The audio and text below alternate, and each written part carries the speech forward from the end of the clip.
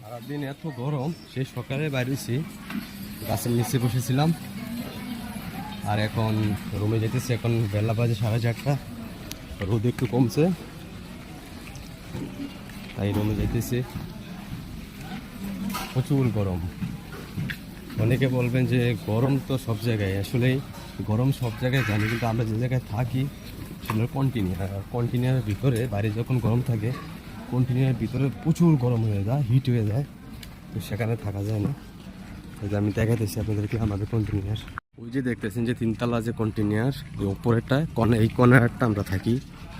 দেখেন এখনো কি রোদ, আর কন্টিনিউর সাইজ দেখেন কত ছোট। যখন সারাদিন রোদ থাকে দুই সাইডে তখন কন্টিনিউর প্রচুর গরম হয়ে যায়, ভিতরে থাকা যায় না।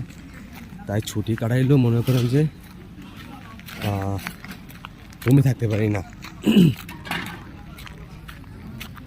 এখন 4:30 বাজে, যাইতেছি রুমে, একটু শুয়ে থাকবো, কারণ সারাদিন বাইরে বাইরে ছিলাম।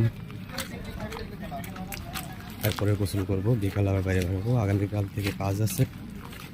তো সবাই ভালো থাকবেন, যারা ভিডিও দেখেন আশা করি আমাকে সাপোর্ট করবেন।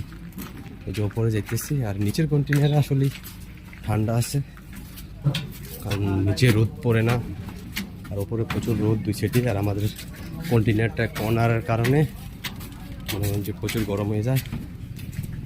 তো গাইস সবাই ভালো থাকেন, কিছু করার নাই, টাকা ইনকাম করতে হবে, গরম সহ্য করতে হবে, এতটুকুই।